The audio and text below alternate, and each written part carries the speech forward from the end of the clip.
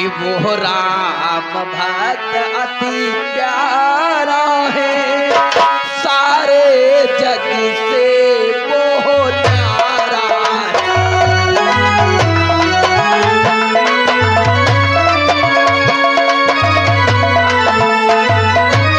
कौन है राम? अवश्य बतलाऊंगा, लेकिन उससे पहले तुम चारों भाइयों को मेरे चरणों की सौगंध खानी होगी। क्या गुरुदेव, आपके चरणों की सौगंध खानी होगी? किंतु गुरुदेव, आपके साथ ऐसा क्या हुआ है जिसके कारण आप इतने क्रोधित हैं? हम चारों भाइयों को अपने चरणों की सौगंध दे रहे। बोलो गुरुदेव। ध्यान देकर श्रवण करो राम। तुम्हें मालूम होना चाहिए प्रातः काल प्रतिदिन का मेरा नियम है गंगा जी में स्नान करके सूर्य भगवान को जल अर्पण कराना। उसी प्रकार से आज हम और त्यागी गंगा माँ में स्नान करके सूर्य भगवान को जल अर्पण कर रहे थे, लेकिन उधर से ना जाने कहां से विदर्भ देश का प्रजापालक राजा चंद्रकेत किस घमंड में आकर मुझे टक्कर मार दी। मेरा जल अंजलि से गिर गया और सूर्य भगवान से मेरा ध्यान हट गया। क्या गुरुदेव, उस विदर्भ देश के राजा चंद्रकेतु ने ऐसा दुस्साहस किया है? तो गुरुदेव आप चिंता ना करें, यदि उसने ऐसा किया है तो उसके लिए मैं आपके चरणों में एक निवेदन करना चाहता हूँ। गुरुदेव, ये आ गए मोनू भैया, खो गए हैं, हमारे मंच के पास आ जाएं। कोई सज्जन गिरंट के रहने वाले, कोई सज्जन याद कर रहा है, धन्यवाद। 20 मुद्राएं चलती चिन्ह पर दे रहे, धन्यवाद। हे गुरुदेव, कि गुरुवरी कहिए उस राजा को, कि गुरुवरी कहिए उस राजा को, अब कैसा तने विद्या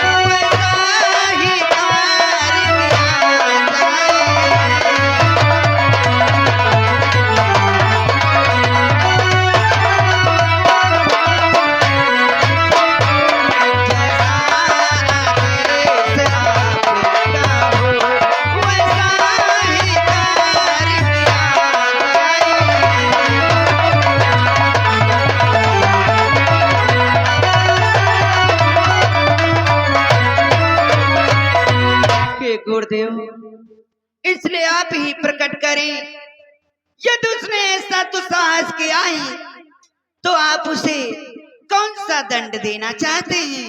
राम, अगर तुम हमारे शत्रु को दंड ही देना चाहते हो तो उससे पहले तुम चारों भाई मेरे चरणों की सौगंध खाओ, उसके बाद में मुझे विश्वास होगा। गुरुदेव, मैंने आपको वचन दिया है और आप अपने चरणों के सौगंध खाने के लिए कह रहे हैं। आपको तो भली प्रकार से ज्ञात है, हमारी रघुकुल की एक रीति है, हे गुरुदेव, कि रघुकुल रीति सदा चली आई।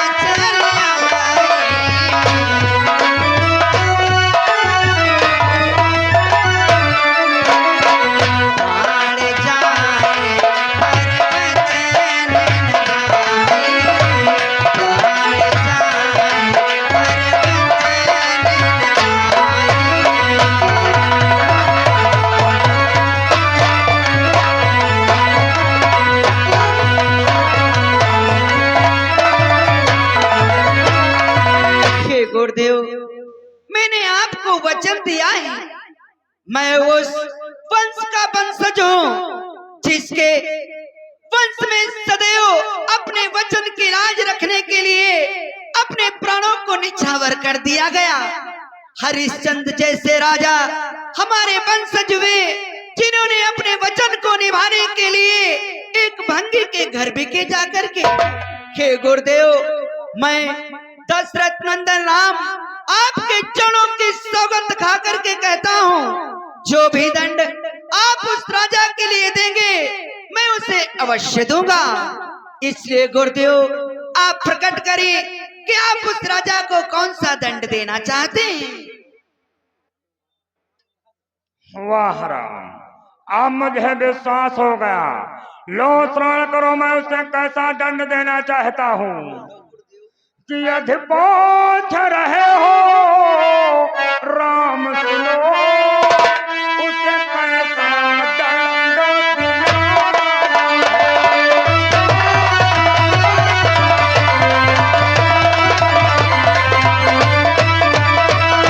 कि यदि पहुंच रहे हो राम सुनो, उसे कैसा दंड दिलाना है कि कल संध्या तुम्हें की सकात देना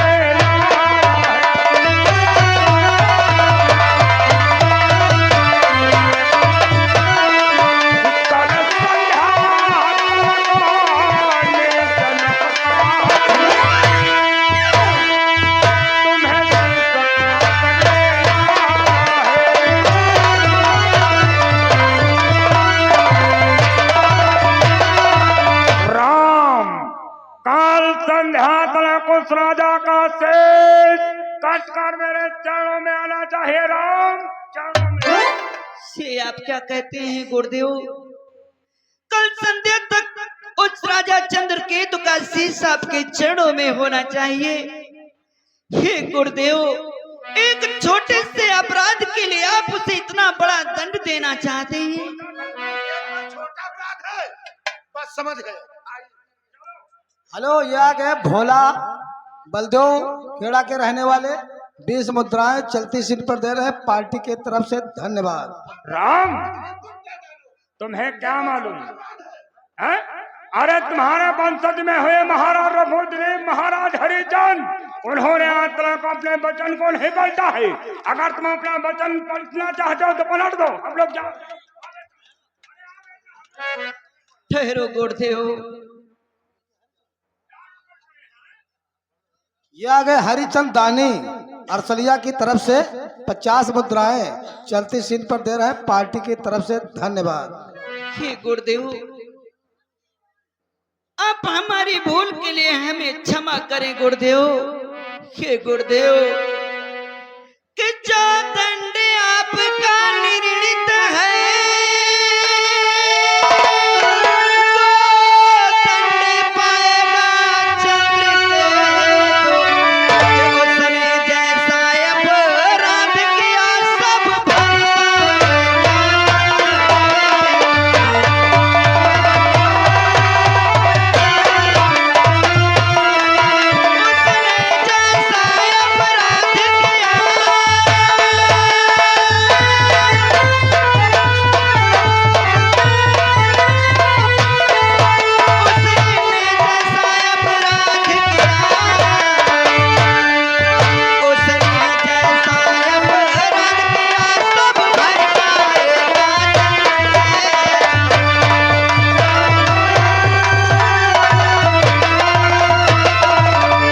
गुरुदेव, यदि उस राजा चंद्रकेत ने अपने अहंकार के वशीभूत होकर के ऐसा अपराध किया है तो मैं आपके चरणों की सौगंध खा करके कहता हूँ, कल संध्या तक उस राजा का मस्तक आपके चरणों में होगा। वाह राम, यही उम्मीद लेकर मैं तुम लोगों के पास आया हुआ था।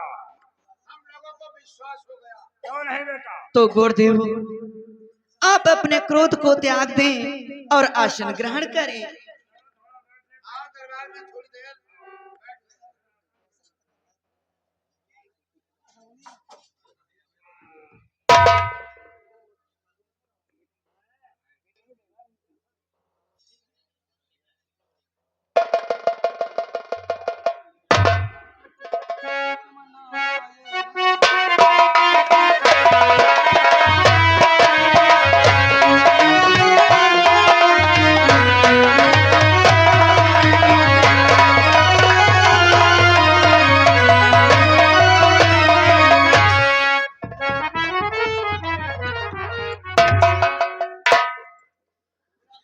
मम प्रणाम रघुबीर को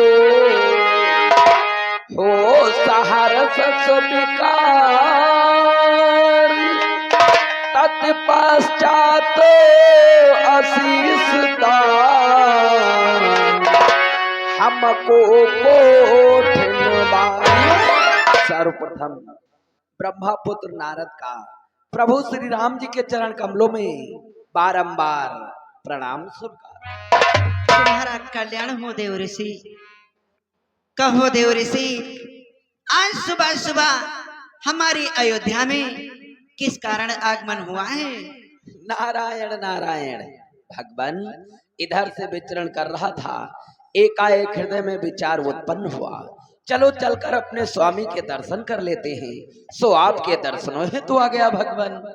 देव ऋषि, आप हमारे दर्शनों हेतु आए हुए हैं या कोई नई लीला लेकर? नारायण नारायण भगवान, लीलाधारी तो आप हैं, नाना प्रकार की लीलाएं तो आपके पास रहती हैं, किंतु भगवान देव ऋषि, जब तुम्हारी बातों में किंतु और परंतु जैसा शब्द लग जाता है तो हमें संशय उत्पन्न हो जाता है। नारायण नारायण भगवान, यहाँ पर किसी प्रकार का कोई भी संशय नहीं है। अगर आपकी आज्ञा हो तो ये सेवक आपके चरण कमलों में एक छोटा सा निवेदन करना चाहता है। अवश्य देव ऋषि, जो भी आप निवेदन करना चाहते हैं वो अवश्य करें। तो भगवान हमें ये बतला दीजिए, जिस समय आपके राज दरबार में कदम रख रहे थे उस समय आपके मुखारबिंद पर प्रतिज्ञा का शब्द आया, उसी प्रतिज्ञा के बारे में जानना चाहते हैं भगवान कि अति शीघ्र हमें बतला दीजिए, अति शीघ्र हमें बतला दीजिए, प्रभु किसी को दंडित करना है।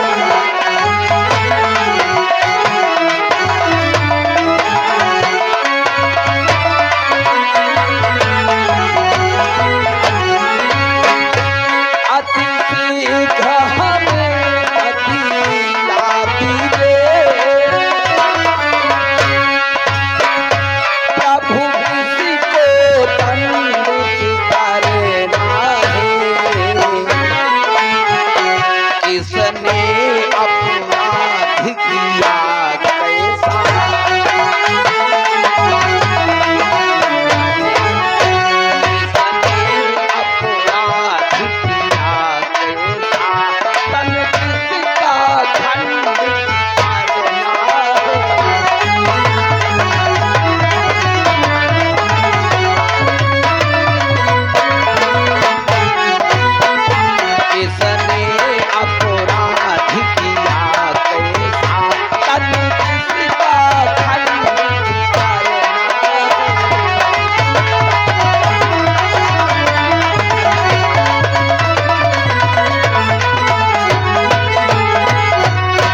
आखिर किस प्राणी ने ऐसा कौन दुष्कर्म कर डाला जिसका दंड आपने मृत्यु निर्धारित किया भगवान?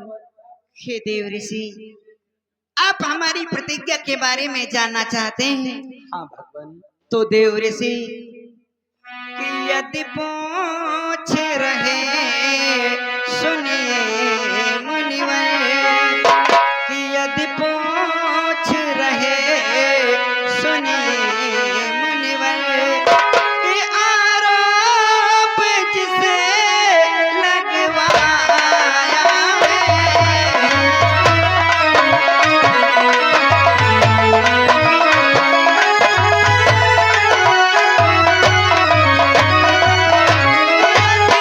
पूछ रहे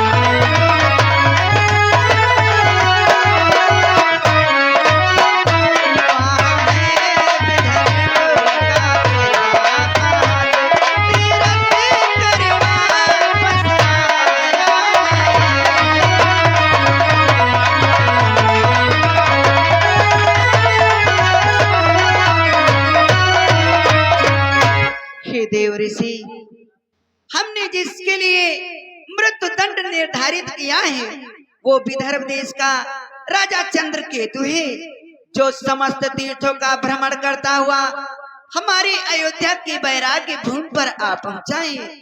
और जानते हो देव ऋषि, उसने अपराध कैसा किया है? कैसा भगवान? हे देव ऋषि कि गंगा में अपनी नौका से मुनि कौशिक को टकराया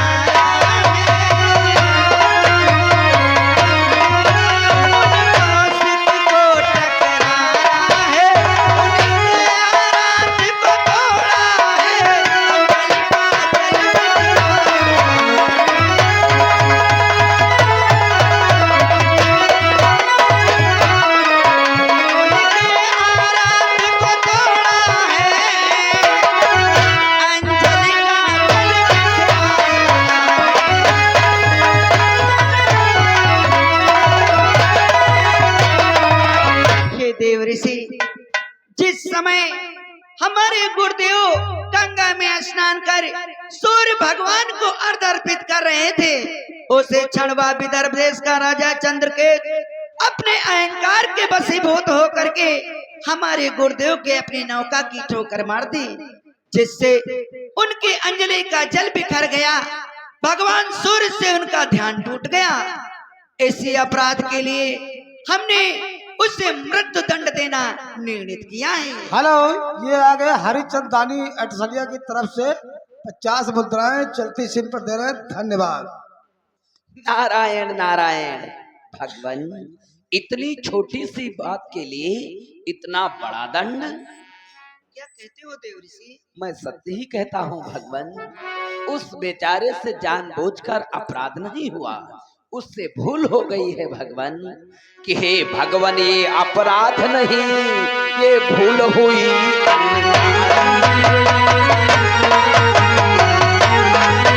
ये भूल हुई अनजानी है, हो गई बात इतनी लंबी।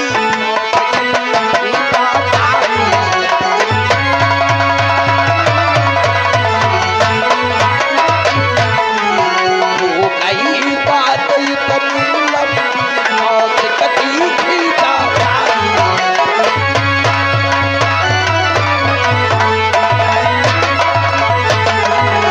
भगवान, ये न्याय नहीं, सरासर अन्याय है। ये नीति नहीं, सरासर अनीति है भगवान। नारद, अपने जुबान को लगाम दो। क्या कहते हो नीति नहीं अनीति है? अरे तुम्हें क्या मालूम है नारद कि हे नारद, ये क्या कहते हो? कहते हो आज अनेक है।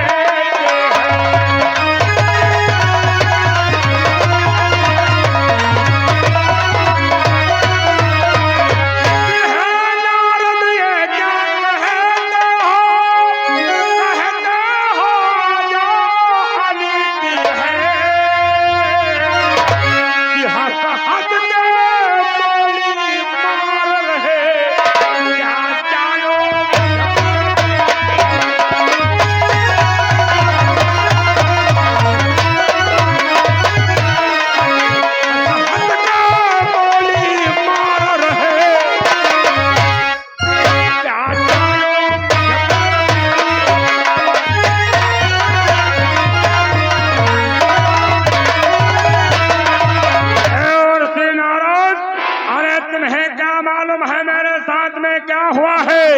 और आज तुम सभा के मध्य मेरी हंसी उड़ा रहे हो।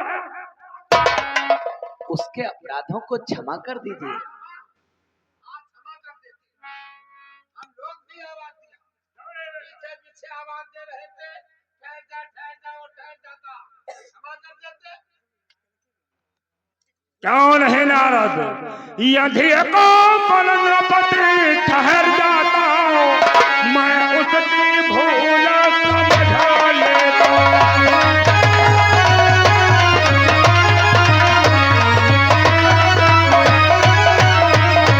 यदि को पलंगपति ठहर जाता, मैं उसकी भूल समझा लेता। जो सूलो खटकते हैं दिल में, उनको मैं भूल समझा लेता।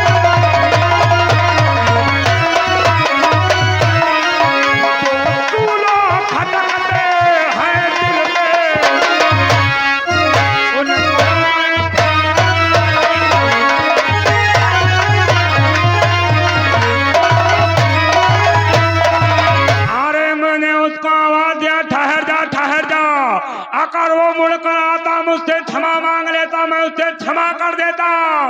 जो हमारे दिल में सोल यानी कांटों के समान चुभ रहे हैं, उन्हें मैं फूल समझकर उसे माफ कुछ नहीं सुनना चाहते हैं देवर्षि नारद की। ध्यान रखना।